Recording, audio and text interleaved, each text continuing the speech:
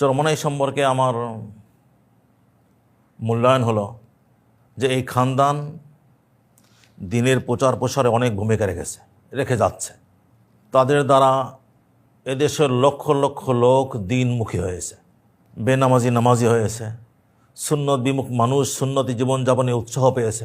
এটার শুরু হয়েছে হযরত মাওলানা ইসহাক সাহেব রহমতুল্লাহ আলী থেকে, তারপর তার ছেলে মাওলানা ফজলুল করিম সাহেব রহমতুল্লাহ আলী, এবং এখন যিনি পীর সাহেব আছেন, আলহামদুলিল্লাহ এদের দ্বারা অনেক কাজ হচ্ছে। মানুষের কাজের মূল্যায়ন করা উচিত।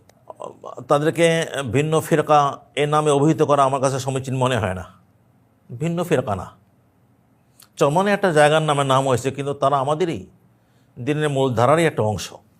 তবে হ্যাঁ, অতি উচ্চ ধারণা রাখা উচিত না, নিজেকে ভুলের ঊর্ধ্বে মনে করা ঠিক না। কাজে আলেম ওলামার পক্ষ